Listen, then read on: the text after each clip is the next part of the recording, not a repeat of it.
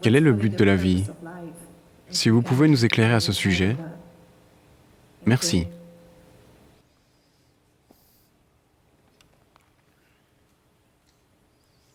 N'est-ce pas fantastique que s'il n'y a pas de but, vous n'avez rien à accomplir, vous pouvez juste vivre? Non, mais vous voulez un but. Et pas un but simple, vous voulez un but donné par Dieu. C'est très dangereux. Les gens qui pensent avoir un but donné par Dieu font les choses les plus cruelles sur cette planète. Oui ou non? Ils font les choses les plus horribles, et ils ont toujours fait les choses les plus horribles. Car lorsque vous avez un but donné par Dieu, la vie ici devient moins importante que votre but. Non, la vie est importante. La vie est importante. Lorsque je dis vie, je ne parle pas de votre famille, votre travail, ce que vous faites, ce que vous ne faites pas, votre fête. Je ne parle pas de cela en tant que vie. Ceci est la vie, n'est-ce pas? La vie est en vous et autour de vous. L'ambiance de la vie. Vous confondez l'ambiance de la vie avec la vie. Votre foyer, votre famille, votre espace de travail, votre fête, tout ça c'est l'ambiance de la vie. Ce n'est pas la vie, n'est-ce pas? Oui ou non? Vous confondez l'ambiance avec la vraie chose. Non. La vie est importante. Parce que c'est la seule chose que vous connaissez, vous ne connaissez rien d'autre. Connaissez-vous autre chose? Tout le reste est imaginé, n'est-ce pas? La seule chose, c'est que ceci est vivant et bas, et c'est tout ce qu'il y a. Alors, est-ce important? C'est d'une importance primordiale. Pas vous en tant que personne, cela n'a pas d'importance. Mais vous, en tant que fragment de vie, c'est très important. Parce que c'est la base de tout. Quand je dis c'est la base de tout, l'univers existe pour vous uniquement parce que vous êtes, n'est-ce pas? Oui ou non? Le monde existe pour vous uniquement parce que vous êtes, sinon il n'existerait pas dans votre expérience. Donc, à tous les égards, ceci est important. Alors, quel est le but de ceci?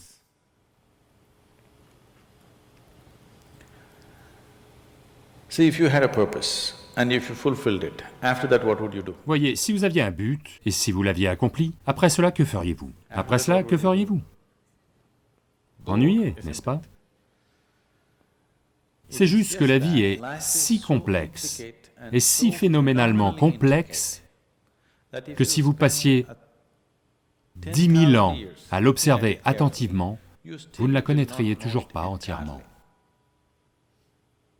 Si vous passiez 1 million d'années à l'observer, avec une concentration absolue, vous ne pourriez toujours pas la connaître entièrement.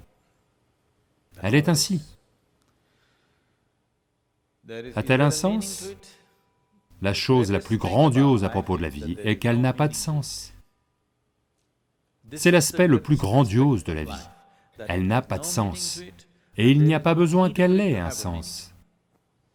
C'est la petitesse du mental qui le pousse à chercher un sens. Car psychologiquement, vous allez vous sentir un peu déconnecté de la vie si vous n'avez pas un but et un sens. Les gens essaient constamment de créer ces faux buts. Maintenant, ils étaient plutôt bien et heureux. Tout d'un coup, ils se marient, maintenant le but c'est l'autre personne. Puis, ils ont des enfants. Maintenant, leur relation devient malheureuse. Maintenant, la seule raison de traverser tout ce malheur, ce sont les enfants. Et ainsi, ça continue. Ce sont des choses que vous causez et considérées comme des buts de la vie. Et y a-t-il un but donné par Dieu? Et si Dieu ne savait pas que vous existiez? Non, je demande juste par hasard.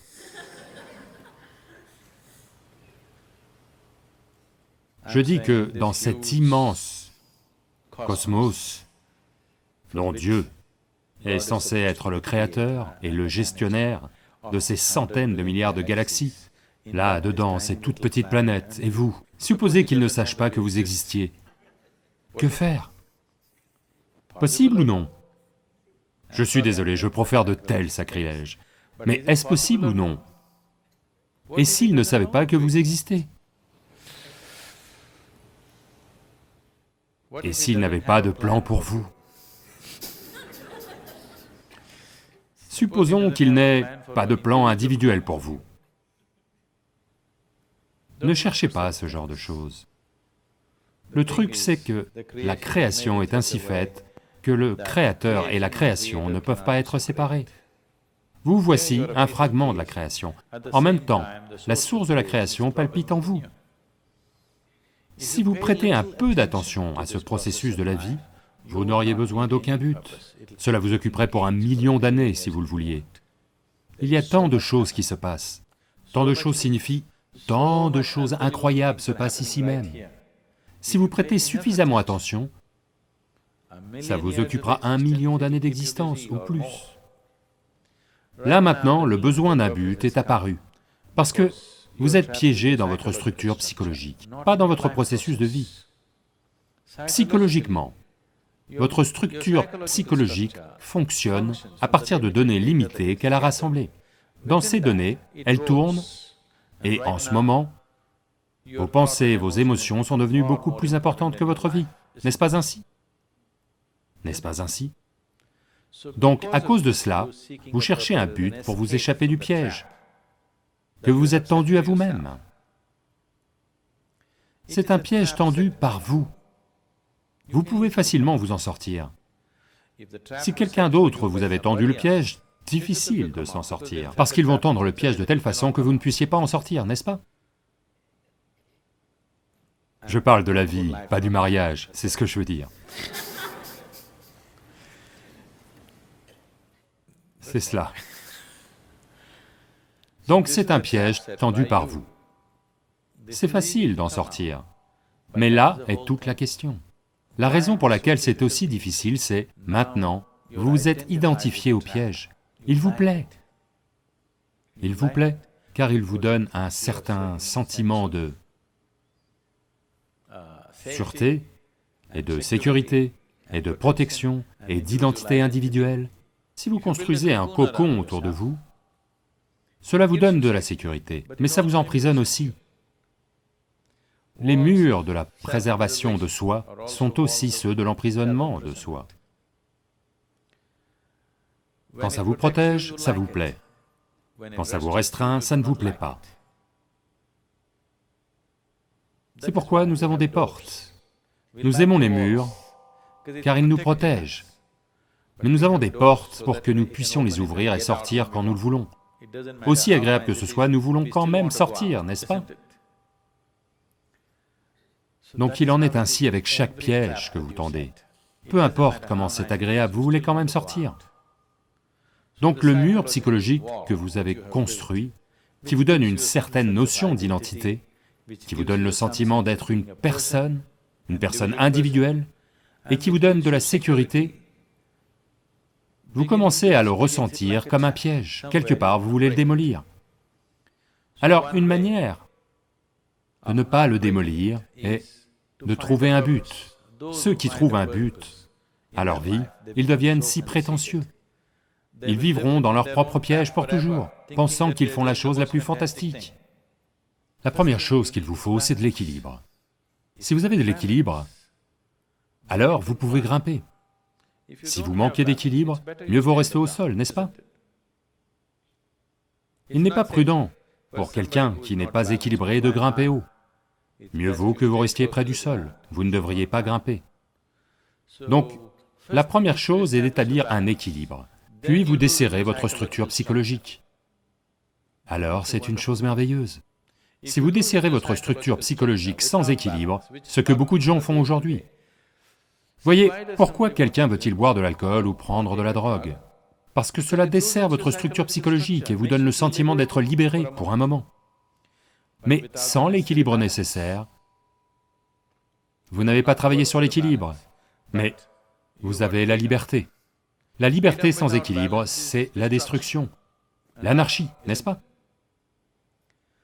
Donc la première chose, c'est de travailler l'équilibre, un énorme sens de l'équilibre, où même si vous démantelez votre structure psychologique, vous pouvez simplement vivre ici. Démanteler votre structure psychologique est un processus important, parce que c'est votre piège. C'est votre sécurité, c'est votre stabilité, en même temps, c'est votre piège. Parce que les murs sont en place, vous vous sentez en sécurité, mais c'est aussi votre piège. Si vous démantelez votre piège, vous démantelez aussi votre sécurité, n'est-ce pas? Vous démantelez aussi votre sentiment d'avoir un but, vous démantelez aussi tout ce qui compte pour vous. Donc ça demande de l'équilibre. Sans équilibre, si vous démantelez, vous deviendrez fou. Mais ne cherchez pas un but, car si vous cherchez un but, vous cherchez la folie. Si vous en trouvez un, à coup sûr, vous êtes fou. Oui. Si vous pensez avoir trouvé un but dans la vie, vous êtes à coup sûr devenu fou. Car seules les personnes folles ont un but. Ou alors, les personnes qui ont un but sont folles à bien des égards. Ce sont des choses que vous créez dans votre mental et que vous croyez être vraies, n'est-ce pas? Là, tout de suite, me battre pour mon pays est mon but. Là, tout de suite, si c'est nécessaire, je me battrai, sachant parfaitement bien que c'est un combat sanglant et inutile. Oui, alors vous vous battrez seulement dans la mesure où c'est nécessaire. Si vous pensez que c'est votre but, vous voudriez détruire le monde entier au nom des bêtises auxquelles vous croyez, n'est-ce pas? Si quelque chose est nécessaire, nous allons le faire, avec une absolue implication. Il n'y a pas d'autre but, le but de la vie c'est de vivre, et de vivre totalement. Vivre totalement ne signifie pas faire la fête tous les soirs. Vivre totalement veut dire, avant que vous ne mouriez, tous les aspects de la vie ont été explorés, rien n'est resté inexploré. Oui, avant que vous ne mouriez, même si vous n'explorez pas le cosmos, au moins ce fragment de vie, vous devez le connaître dans sa totalité. Vous devriez au moins faire cela pour vous-même, n'est-ce pas? C'est cela, vivre totalement. Que vous fassiez l'expérience de la totalité de ceci, toutes les dimensions de ce que c'est. Vous n'avez rien laissé inexploré. Faites juste ça. Ça va prendre beaucoup de temps. C'est un suffisamment bon but pour vous.